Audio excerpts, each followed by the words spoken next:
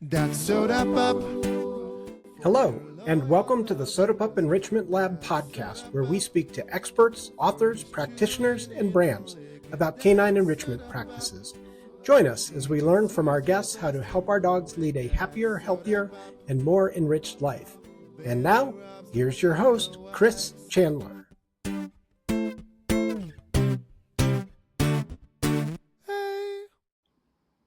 Hello and welcome to the Soda Pup Enrichment Lab podcast. I am your host, Chris Chandler, and I'm really excited to have Ingrid Jungferman here today. She is a trainer from Petaluma, California, and we actually met Ingrid at Super Zoo, the big trade show in Las Vegas.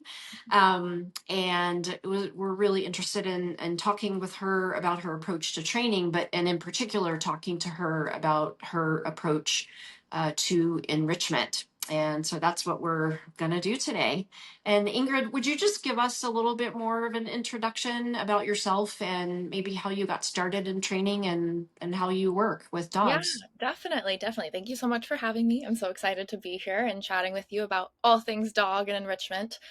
But I am a dog trainer. I've been working with dogs in a professional setting for almost 10 years now, which is crazy to say. It was my first, yeah, it's crazy. I still feel like it was 2 years ago when I started it, but that was 2016 now. So it was my first Wow. real job out of high school, just while I was in college, getting like general ed kind of under my belt. Not exactly sure what I wanted to do. I got a job at a dog kennel because I was a lifelong dog lover, was always at my friend's house giving their dogs all of the attention, at my friend's house to see my friend and see my friend's dogs. I did have a childhood dog, Okay. but my friends all had dogs before I got a dog. Okay. So one of my mom's favorite stories to tell is before we had our childhood dog, I would go over to my friend's house, and that friend actually asked her mom if they could put the dog away when I would come over, because I would give the dog too much attention, and she would be jealous that I would be over there playing dog trainer with her dog, and I was like a 7-year-old. But I think we got my first childhood dog when I was 8. And he was my best friend. My dog training business is actually called Girl's Best Friend Dog Training, as kind of like an ode to him. His name was Aw. Clyde. He was like the best dog ever. He was a rescue from our local humane society. And he ended up, we DNA tested him, which I'm huge on DNA testing. It's like my number one recommendation to Oh, anybody with okay. a rescue dog. So I was super excited when you mentioned you did that with your girl, because it plays such a huge role in enrichment and meeting Right. their needs. So he was a Beagle Boxer Rottweiler Great Pyrenees mix. Wow. Was Yeah. he really big? He was about 75 pounds. And I learned a lot about dogs and dog body language with that dog and watching him interact with his dog buddies. So going into the dog world for a job, even though I thought it would be a fun job, it was something I took to very naturally, in terms of, in the early days, it was a lot of managing dog play groups, in a dog daycare setting. So just you're in a room with 10 to 15 dogs and you just keep them all coexisting peacefully. So there was a lot of self-learning that happened, of okay, what works, what doesn't. You learn very quickly. Talking, these are not verbal creatures, they are physical creatures. So that's something I do a lot now as a dog trainer, is teaching people how to channel their words into motion. And I do think, so I have this kind of unique background of, I've talked about all of this practical experience, right? I worked in kennels for years managing dog groups. So I did a lot of the learning just on my own. But I Right. also, now as a dog trainer, I knew I had to get classroom education. So I have that side as well, where I've learned under dog trainers, I've done seminars, I've done online classes, I've done so much coursework. But I do think having the background in not knowing what I'm doing and just doing the things, combined with Right. the classroom teaching, really creates a nice, well-rounded approach as a dog trainer, because I'm Yeah. teaching people who are more in the realm of where I was when I first started working with dogs. I remember being you, and I remember trying to do the thing that you're doing and not seeing Right. success and not getting why. And that I think allowed that's me. so important. I can remember being in college, and that's one of the really amazing things that you bring to your teaching is that you can remember, where people were. And so you can really start them truly with the basics. Absolutely. Yeah. Definitely. And I think that one of the best pieces of advice I ever got from another dog trainer was kind of this suggestion, if you will, that since you're constantly teaching people new things, you as the teacher, one of the best things you can do for your students is constantly learn new things, whether that's within the dog training world, because that's a beautiful thing. There's always more to learn, or Sure. specifically, even better, like teach yourself skills that are out of your niche so that you Yeah. are getting a feeling of what your clients are feeling. This is very Yeah. uncomfortable. This is very new. This is very foreign. But for you, for us, we're studying this and thinking about this and living this 24/7. So, Yeah. the more you know and the more you learn, the better you get, but also the more disconnected you get from the Right. clientele you're hoping to serve. So, Right. Right. I think that's a really important thing. And one thing I'm trying to remember those roots, right? Like I Right. really try to dig into those and utilize those like living experiences through like anecdotes from my clients and stuff like that. Because that's how I learned, right? And so I Right. want to utilize that to help other people. But anyways, all this to say, background in the kennels, naturally progressing through the kennel world, I moved into like shadowing our board and train program that we had. That's how I got into training. That was around the time of COVID. So Oh. in like at like the 2020 mark, I had pretty much completed my general education, but still had no like drive to like graduate college because nothing was exciting me about being on the other side of that. I was really enjoying going to college and taking classes, but I was like, I wasn't seeing a light at the end of the tunnel kind of a thing. So basically I did a full pivot and really leaned into dog training and dog education and getting as much hands-on experience as possible at the kennel that I was at. So I just kind of shifted my studies into the dog world through mostly Michael Ellis. I don't know if you're familiar with him. He's like a I'm dog not. trainer, and he is phenomenal at the training style that I do, which is enrichment and engagement based training. So really getting the dog thinking that you are the best thing in that world and that working for you is the best thing ever. And so in order to kind of achieve my goals, I shifted away from the board and train style, moved Okay. over into like private training, which is what I do now. And I currently spend my time either private training with clients in their home and their dogs. And then I also pack walk. So I work for an existing pack walking company, and Okay. Monday through Friday in the mornings, I'm going around picking up like 8 to 10 dogs and bringing them out for a group walk. And then I drop them all off. And then I do my private training in the Well, afternoon. and I have to tell you, and I mean, tell our audience that Ingrid has a really great Instagram account, and which I have spent time on, and it's amazing to see you walking down the road with like 10 dogs. We have 2 dogs, and sometimes that feels like a challenge. About 5 years when we had 3 dogs, I could not walk 3 dogs by myself.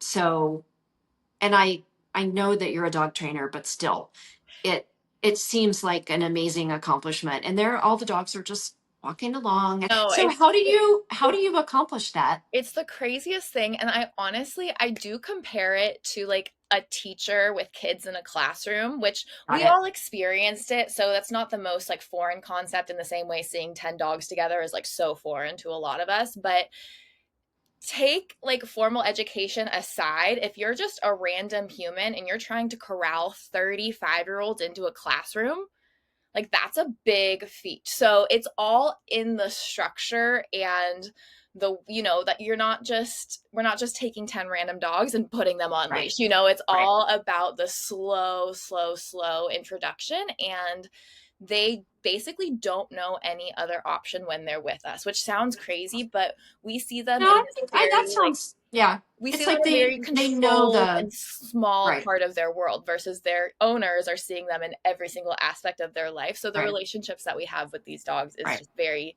controlled. And Yeah. it's not like a lot of their humans are like, oh my gosh, my dog could never do it. And then they hand it over to us and they're like, oh my gosh, that's not my dog. Like, I don't know what you did to them. And Yeah. we're like, we didn't do anything. And I will say there is like the element of peer pressure where this new dog is now walking with all these other dogs. And like the moment they start to speed up, the other dogs just kind of look at them and don't feed into it. So Oh, the interesting. dogs, like my dogs walk with us every single day. So dogs like my dogs who are just so, they're Yeah. seasoned pros. They know exactly what the expectations are and what they can and can't get Right. away with. And when I say like a dog can't get away with something, essentially everything stops. So what I like, pretend we're all walking along down the street, one dog gets the zoomies, we all stop and we just wait for them. We wait them out. We can use food. We can use different, like, I could hand the rest of the dogs over and do some one-on-one work with that dog where we just really kind of basically walk in circles to slow them down. The goal is to get them kind of back to a neutral state of mind. Right. But oftentimes the moment like we stop and the dog, in the same way as like if like a teacher stops talking because they hear a student talking, that student's like, oh, I know what I did and I'm going to stop doing that right now. There's that same kind of element of they just want to go with the flow of all the other dogs around them. They don't want to be the odd one out. Yeah. And we're there for the dog. And I think a lot of people kind of forget this, that their walk is or should be for their dog. And so if they're getting frustrated with what their dog is doing, is it because it's taking away from the flow of the walk, which is a very human oriented thing? Or is it because, so like the dogs are allowed to sniff, they're allowed to go potty, they're allowed to be dogs when they're with us because we're their caretaker. We're not there to hit 5 miles every single time. Right. We're there to get them out, get them potty, get them sniffed, get them interacting with other dogs. So I think people expect, and what you see in the videos is a very small amount of what the overall walk is. So people see them and they're like, hey, that's no fun. That would be horrible. And it's like, well, yes, this is fun, but also this isn't they're not robotic moving at this slow pace for the entirety of the walk. They get their sniffs, they get their free time, which is all about like, that's how they enjoy the walk. The walk is not just the action of walking from point A to point B. The walk for a dog, in order to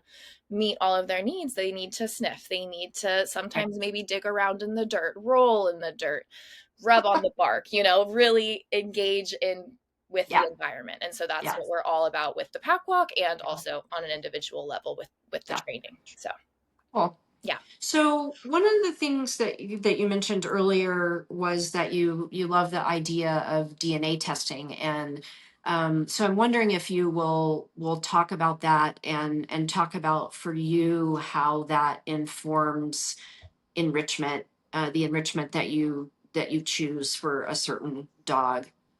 Yeah, absolutely. So this usually comes up during my consultation process with clients because oftentimes people are reaching out because they have some training goal or some behavioral issue that they're looking to work on with their dog. And so before someone purchases my services, we have our consultation process where I really want to get a good understanding for what the dog's lifestyle looks like now and an idea for what the goal lifestyle is from the human's perspective. And I think, in my opinion, knowing your dog's breed plays a huge role in if your goal is a realistic idea, and also how we're going to achieve it.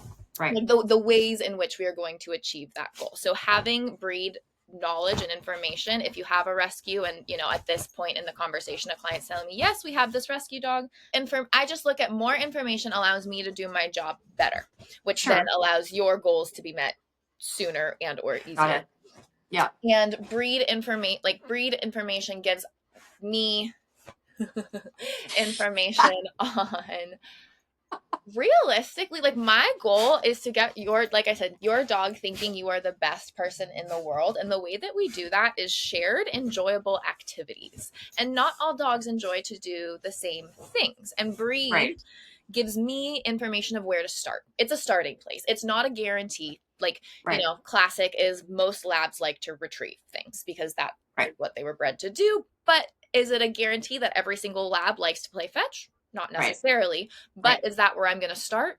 Probably, I would say that's a very classic example. And so if your dog is actually the classic example of what I use. Many people get a lab, quote unquote, lab mix and put these lab expectations on their quote unquote lab mix. And I say, okay, well, have you DNA tested your lab-ish looking dog? And they say no or yes. And then often you're in the majority of with that yes comes, turns out there's no lab in that dog. They are a breeding dog or a herding dog and a hunting dog, so it's. So let me just say, so Ingrid and I were talking before the recording and I was telling her that we have about a puppy that's about 15 months old and we got her from a lab rescue. and her fur is like a black lab. She's small. She's about 40 pounds, but she's, in a lot of ways, she does look like a lab. But we did her DNA test, and she's half Australian Shepherd, about half lab and half Vizsla, and then a little bit of pointer in there. So, but that's why Ingrid was saying, if we were expecting lab behavior from this dog, we would be really frustrated and confused. Yeah, exactly. And a lot of what I do as a dog trainer is kind of realigning those goals and expectation like to the dog in front of you. And breed plays a huge role in that. And maybe some people have had labs their whole life. They went out and they got a rescue and they just don't know that different dogs act different ways. Right. And figuring out what that dog enjoys to do can be a huge game changer in the overall like relationship building. Because I always kind of joke, like, my goal is to make you enjoy living with your dog as much as Yeah. you can, because most people Yeah. are feeling frustration with their dog, and it's like, no, the role of your dog is companionship and to bring joy into your life. So how can we make that happen in as Right. many scenarios as possible? And many people kind of get caught up into the classic, okay, 2 walks a day and you should be good, Right. because that's what's always worked with their dogs previously or whatever it is. And maybe that's something that could work for this dog, but actually isn't their preferred activity. And what their preferred activity doesn't add extra time or energy, and you're still doing it in these 2 30-minute windows, but it's one 30-minute session of flirt pull and one 30-minute decompression sniffy walk. And Right. that's a lot of what my job is as a trainer, is coming in and figuring out like what your dog enjoys and how can we apply that into your day-to-day life with your Right. dog in a way that works for everyone and is ideally enjoyed by everyone. Right. Right. And enrichment plays a huge role into that, because most people don't realize that just that average 30-minute walk isn't as enriching as it possibly could be, Right. or that it's not like the most enriching activity that they could be utilizing their time with. Right. So can you talk about, for people, how they, once they know the various breeds of their dog, or the breed of their dog, what's a good way for people to learn about that breed, and or to other ways to figure out what would be most enriching and rewarding for their dog? That's a great question. And this is, I would say, one of the beauties of social media. I think there's a lot of differing opinions when it comes to, and I know like you get 101 different opinions when you go and search anything dog related on social media. So it could definitely be an intimidating thing to get into. But I know you mentioned my Instagram. I actually started on TikTok. So many of my videos that are on my Instagram are also on my TikTok. Okay. But I've found so much amazing information through either following or just looking up dog owners of dog breeds that maybe I'm not as familiar with. So say I have a client who has a giant schnauzer, and I personally have worked with quite a few at this point, but I'm like, okay, well, we've done all the things I can think of that I would do with a giant schnauzer. Let me look up what some working giant schnauzer dog owners are doing with their dogs. And so I will absolutely utilize like social media and like real life dog owners, seeing like what works for them. What does their dog of this breed enjoy to do? And so I've got definitely a couple of, at this point, like mutual connections on social media, and they're constantly coming up with fabulous ideas. And I have 2 golden retriever mixes. So my dogs are very like cupcakey in the world of dog. Like they like the basics. They like the walks. They like, their topples, their sniff mats. Like they're pretty basic. And they can do other things, but it's not like they're itching to do it. It's kind of Right. more for funsies for me. And that's where, I love seeing my mutuals on social media who have the border collies, have these more intense, drivey breeds, and the Right. things that they do with them to fulfill them on a day-to-day basis, but also just for fun, because that's what Yeah. they enjoy to do, because they're dog people like me. But I can kind of take that and apply that to my clients who maybe, they're not seeking out those things because they're not dog people, but now they've been given this dog some way or the other, and they kind of have to become mini dog people. Right. We gotta, Right. and that's where I like, utilizing like real life things that are working for other real Yeah. people. Yeah. And yeah, kind of applying them.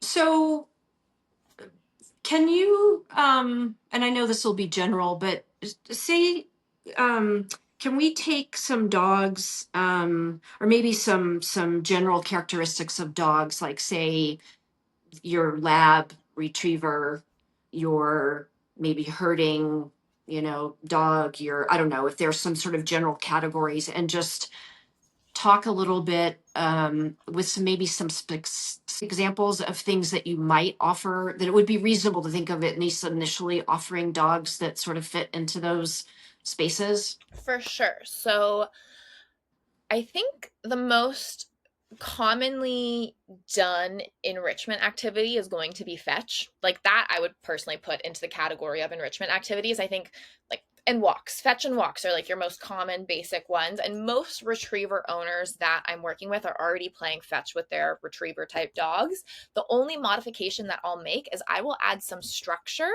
and add some more of like, it comes from me, the human. It's not just this dog or it's not just this ball that's being thrown over and over and over where the dog has no idea where this ball is coming from, because I think Right. the So human how do you add that in? How do you help the dog learn that? we basically slow down the entire process. So what most Okay. people are doing is the goal is to create a tired dog. So they think the answer to do that is more ball throws, like more repetitions. And my answer is like less throws with more thought in between throws from the dog's perspective. And what I mean by that is the greatest reward in that moment for the dog is the ball being thrown. So what can we get them to do to use their brain in order to achieve that reward? And ideally something that comes from us. So like, you look to me, I ask you to sit, you down, you do some kind of known engagement cue, and then you hear Okay. your release, and then the ball is thrown. So Right. just basically adding in thought in Yeah. between the constant dopamine reward that is the ball being thrown. Because Right. otherwise, the kind of side effect that you will see talked about on social media is playing unstructured fetch. So fetch, just the ball is just thrown over and over and over, can Right. create a neurotic ball Yeah. obsessed dog, right? That's the Yeah. downside. But that's just, I kind of look at like, everything can be done right and wrong. That's just the wrong way of Sure. doing it. And you have to Right. know the right way of doing it in order to do it the wrong way, because then theoretically you Sure. can correct any fallout from that. Right. Anyway, so that's the classic kind of retriever example. Herding type dogs, I will usually recommend a herding ball, and I do have one. So I always try and play around with my personal toolbox of things with dogs before I ever make a recommendation. I would hate to like be like, "Oh, your dog would love this," and they get it, and they're like, "No, my dog hates this." Like, so we always try to play around with my stuff first. But the brand Jolly Ball makes an awesome kind of sturdy, like depending on the dog's size, usually you put it to about the dog's shoulder height, and so they have to move the ball with their body in like a field. We'll usually use like a sniff spot, or I have access to this private field that we'll utilize for this. So that would be like a herding dog, getting them in a space where they can move this ball around and move their Right. body. For hounds or scent driven dogs, I love a kind of go find it type enrichment game where food is put in an enclosed room, and then slowly you kind of build to maybe the food being able to be hidden in front of them, and then they go find it. Basically like go find it scent driven Right. games. Right. Yeah. I also find that the hounds really like to work parallel, but they don't necessarily like to work for you. And what I mean by that is you want to be a part of the things that they are doing, but unlike a shepherd who wants to be looking to you, like almost what they would be in your skin if they could, like Oh. they really Uh-huh. want to be being told what to do every step of the way. Those more independent dogs really like being given a challenge and then being able to problem solve kind of on their own with you there and available as needed, if that makes sense. So Yeah. that's where I love, for those hounds, those scent driven dogs, they do tend to be more independent and really like that like Right. parallel type of work rather Right. than I want to be told what to do every second of every minute, like the shepherds, or Right. in my case, my younger dog Arlo is that way as well. And then for terriers, I was gonna say there's one other category I have. Terriers are the other category. They like to chase and bite things. So for them, I love something like a flirt pole. I don't know if you're familiar with Okay. a flirt pole. It's I am. Yeah, but maybe you would just describe it for people. absolutely, yeah. So the way I describe it is like your classic cat toy. Like picture a Yeah. pole with a rope and a ribbon Yeah. on the end. It's basically Yeah. that in giant scale for dogs, and giant and Right. sturdy scale for dogs. So Yeah. it's probably like a 2-foot metal pole with maybe a Yeah. 3-foot rope and a little tug at the end. And so basically we'll go into a space where the human can move that around and the dog chases it, and then they tug and they engage with it. And then same thing with the flirt pole as fetch, where it can just create this neurotic dog that is just fixated on this thing. So you do need to add some structure in there, and that's something we work on a lot with my clients. And many of my clients have actually like purchased any one of these things that I've mentioned, like the jolly ball or the flirt pole, but they're like, yeah, my dog doesn't really care about it. And I'm like, okay, well, let's play around with it. Let's see. Because many times I actually have to teach the human how to play with their dog with the toy, Yeah. which is another skill in and of itself. So Yeah. there's so many different moving pieces, and that's also like, I definitely want to take that information in of like, okay, well, we're going to start here. Your dog's a herding type breed. Maybe you haven't had success with them with their herding ball, but let's me, the trainer, come in, see, and maybe the dog's like, yeah, I kind of like this. Like I get more of a reaction than their owners did, but I personally am willing and able to kind of pivot. It's like, okay, well, they didn't like this. Let's try fetch. Let's try one of the other things. Just because this is what they're predisposed to probably liking, we're not tied into that by any means. That's just our starting Right. place, and we can pivot absolutely depending on the dog in front of us, because every dog is so Right. different. I have well, I have one question about, and this is a personal question about using a flirt pole. Yeah. So when I do that with our young dog, she tends to bite the rope and not the toy.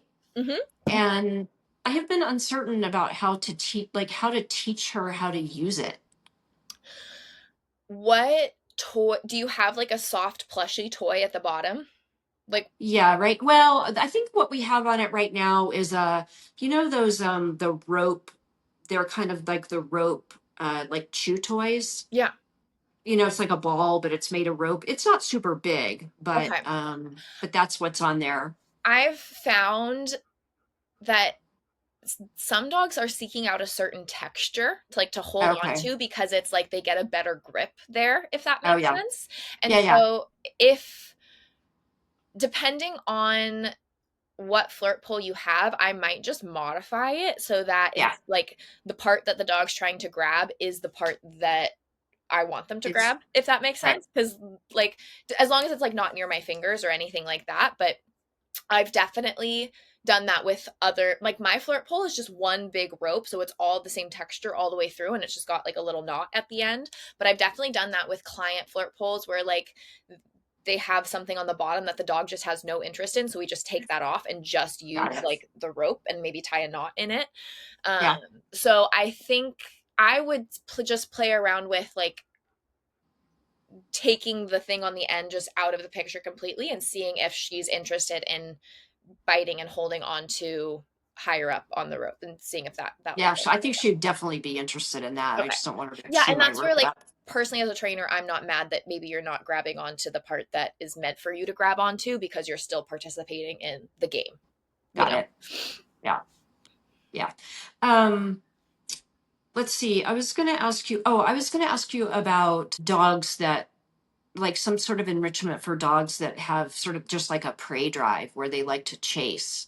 That's the flirt pole. It's for me. Okay. My go-to is the flirt pole. I actually did see something at Super Zoo, and I don't really know my feelings about this, because so what I saw at Super Zoo is this game where you put four stakes in the ground, and there's a line that's attached to all these stakes, and then like a prey looking item that just goes Yeah, around yeah. and around and around. Yeah. And so I love this in theory. What I don't love, and that's not to say I can't learn to love, because Sure. this is new to me, right? I wouldn't know how to use it, but like there's nothing that comes from the human there. That's just dogs Got seeing it. something and seeking it out, which Yeah. there's value there. Like I'm not against that, but I would want there to be, okay, you look to me, you get an like your marker word, and then you get access to that. In the Right. same way we apply some structure to fetch in the flirt pole, all the other Right. activities that I just mentioned, like the key Right. is that the dog doesn't have free uninterrupted access to it, because that's where it becomes like a neurotic fixation. But I love it in theory. That like Yeah. No. it Yeah. in theory it meets that need of see the thing, chase the thing, get the thing. Yeah. And I was thinking about this before the podcast too. I think a really common misconception with a lot of enrichment based activities, most common ones in my experience in this category are digging and shredding, is owners thinking that if they give their dog access to those things, the dog is then going to seek them out.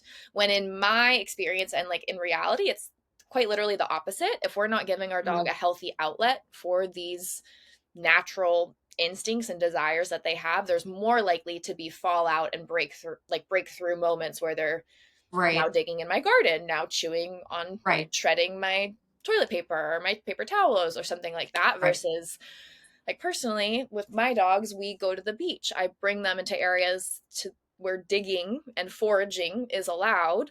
I give them like paper and opportunities to get these needs out, as well as applying structure and control that prevents them from seeking them out for themselves in uncontrolled, like in unwanted situations. But that is a common question that I get when going through this process with my clients and their dogs and figuring out like what the root of like what their dog is trying to do, or what, you know, what they need in order to achieve the chill, fulfilled dog that a lot of my clients are looking to get. It's oftentimes not just done through 2 walks a day. We're adding in some shredding activities, adding in some flirt pull, adding in some jolly ball, adding in one of these like enrichment based activities at least a day, in order to see good behavioral side effects from their needs being met, which oftentimes, even though people aren't coming to me seeking out enrichment ideas for their dogs, that ends up being part of their training plan. And they see such positive side effects from that it becomes, you know, part of their lifestyle, which is all my goal is. Yeah.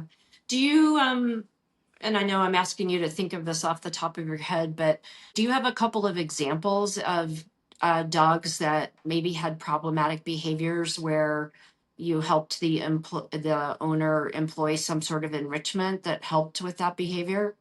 Yeah, definitely. I think so. Leash reactivity can oftentimes be like frustration based, you know. It's like, I see the thing, I want it, I have this need and adrenaline feeling to go get the thing. And so figuring out other enriching activities that we can do on walks other than trying to get to every single dog you see Oh, interesting. is something I've done with a lot of my clients. And I think the most classic one is like a treat scavenge. So we use counter conditioning and marker word work and leash pressure work and like a lot of other classic dog training skills. But when it comes to like enrichment based stuff for this, like I tell my clients, like, look, your dog is seeking out some dogs it's fearful and insecure based, but more of my clients, their dog is just basically seeking out fun things for themselves on the walk.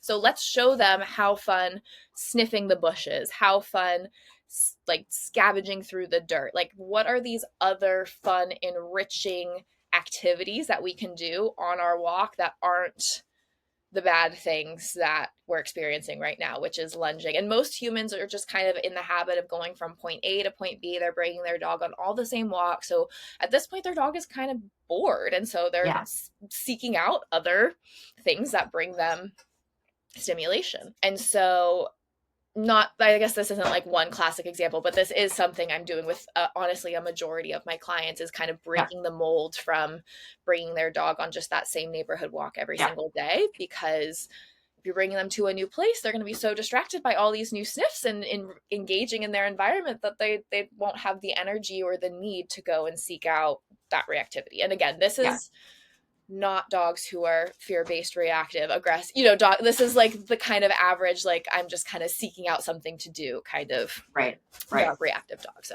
it's all on a spectrum. But I would say in a specific instance, I have like a very insecure border collie client who basically she's very insecure and feels the need to take this insecurity out by hitting the end of her leash and barking and lunging towards things she feels insecure about.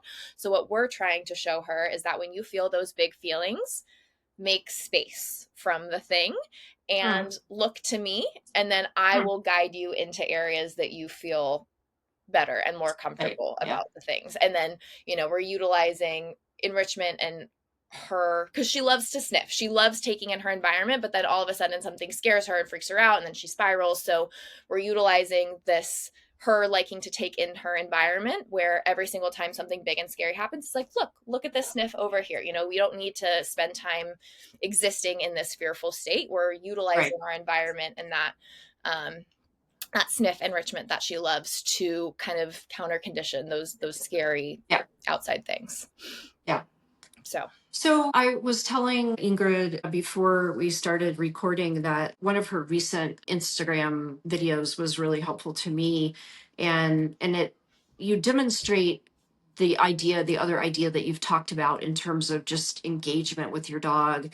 When you're starting out on a walk and your dog is really excited and kind of crazy. And I have started incorporating that before walks, and I found it really useful. So I was wondering if you would just explain that a little bit, and maybe just talk a little bit more about that training idea of engagement with your dog. Yeah, definitely. So one of my favorite analogies that I say to pretty much all my clients is, pretend your dog has two batteries in their brain. They've got one battery that's associated with you, their human, and one battery that's associated with the outside world. And every single time you bring your dog out into the world, their outside battery charges itself. Just them existing in the world adds charge to that battery, which is not a bad thing.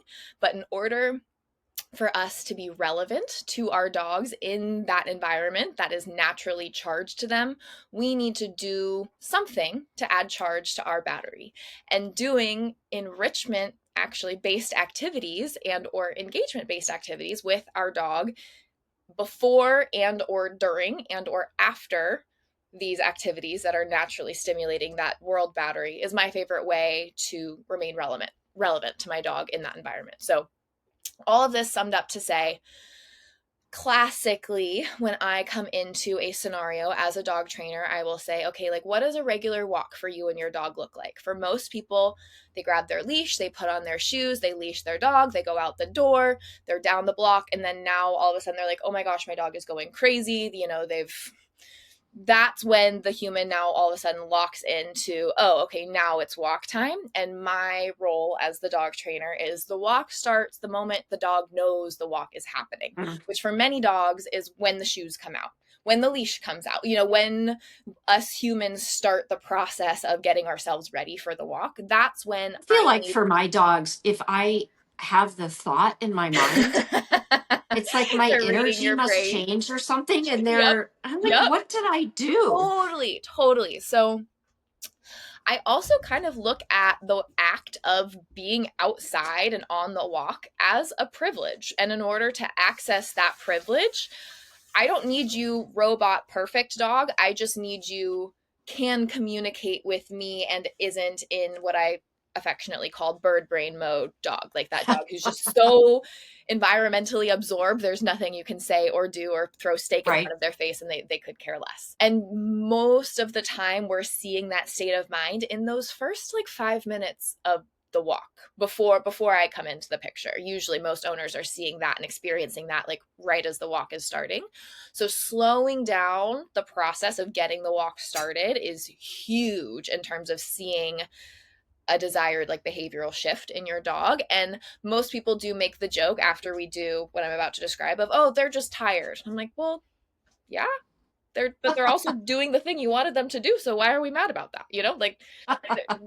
We're not, that's okay. That is okay. Yeah. In some ways, yes, we are getting those initial 5-minute zoomies kind of out of them, but in a really controlled way that also comes from us and adds value to that battery that I was talking about way back at the beginning of this. Right. So that and so how do you do that? Just briefly, how do you do that? How do you make yourself more interesting than the rabbit or whatever that's in the yard? Yes. So it's all in the foundation of engagement work, which has to be happening separate from the activity of the walk in order to be applied to the walk itself, which I think can be really hard for some people to grasp. It's like, yes, we're utilizing it. The goal is to be utilizing this before, after, and during our walks, but also it can't only be happening when we're going on walks. We need to be practicing this in other, the classic example that I usually give my clients is every single time you are putting food on the ground for your dogs, practice this engagement drill. Hmm. And take a little bit, practice it, and then put their food down. But just take that opportunity of you're about to give your dog something that they find valuable, utilize that to your advantage, and practice your engagement work. And what Yeah, this so just having them maybe look at you or sit or just a couple things Yep. before So you. what the Yeah. all the engagement work that I personally do is it's movement based. So priority number 1 is get your body moving within a room, within your house, within whatever given parameters of space that you have. You move as your dog follows you and is looking up to you, mark and reward. So, Okay. but the movement happens continuously. So, what I will give that instruction, give an example, and what often happens, like 90% of the time, is the owner goes to do it, and the moment they go to give their dog the food, the movement stops. We stop and deliver food. So the biggest skill out of all of this, I would honestly say, is the skill of on both the human and the dog end of being able to move and deliver and receive food. Because for a lot of dogs, they take food and they just stop and they crunch, crunch, crunch. But it's a skill that can be developed. Of you want them to be able to Got it. take that food and keep moving. Okay. And so basically, we're showing your dog, hey, following me gets you good things. And I Got love it. marker words for this. I do find marker words provide a lot of clarity. So I love a yes and a good marker. So yes is you did the thing, come to me for food. Good is you've done the thing, keep doing the thing, food will come to you. So for the Hmm. purposes of engagement work, we're using yes. It's a lot of Okay. move, yes, move, yes, Yeah. move, yes. And with every yes, there's food. And basically, how this applies to out in the world is you've done the engagement work before you go out the door with your dog. I kind of touched on that, but basically that's the long game here is you're doing this engagement work in as many scenarios with your dog as possible. You do it before you go out in the world. Your dog sees a squirrel. You start moving away from the squirrel, not to avoid Mhm. the squirrel, but to add in competing movement. Your dog is now practiced at kind of feeling and or seeing out of their peripheral their human moving and following their human and getting rewarded for that. Mm. So, and leash pressure is kind of our other unmentioned skill here because inevitably, if I start moving and my dog's on leash and they're not moving with me, that leash is going to tighten and Right. then they're going to feel that pressure and then they give into that pressure. And then, so we do practice leash pressure work as well. That's Right. another very useful skill to have. But so I'm not saying that marker word. It's not that my dog sees the squirrel and I'm saying that yes to get their attention back to me. It's not that. I'm using my Right. body or a physical cue to get their attention to me and then marking that with that marker. Right. And Right. then usually the dog hears that yes and they run over. They're like, oh, I know I'm getting my food. Okay, okay.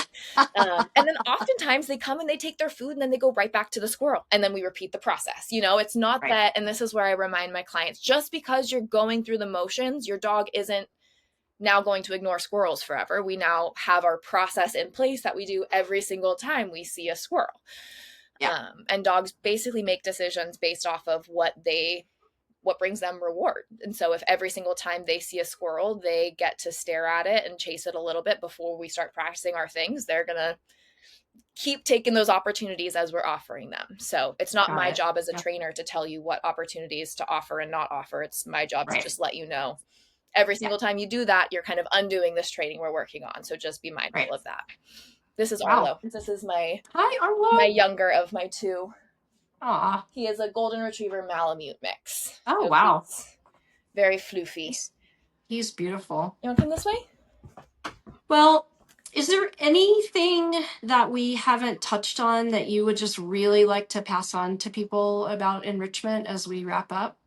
I would say don't be afraid to have enough information on your dog's breed to be prepared to write a research paper on them. Like know enough on your dog's breed and or breeds that you can answer like anything that anyone could want to know. And that's definitely like the dog trainer nerd in me. I don't have that expectation, but like No, I think that's great. I mean, now I have an assignment for myself. I think it's That's fun. great. I also think the Yeah. history of dogs is fascinating and fun and Yeah. why breeds were developed, what they were bred to do. Other more fun piece of homework is if you know what your dog's breeds are and their working breeds, look up videos of them working. Like look up a Oh, video okay. of like a Vizsla hunting or, Right. Aussie in the field with the cows. I think Right. watching working dogs work and do their jobs is Yeah. fascinating. So, and it Ah, might give you a that's whole new perspective to what your dog was designed to do.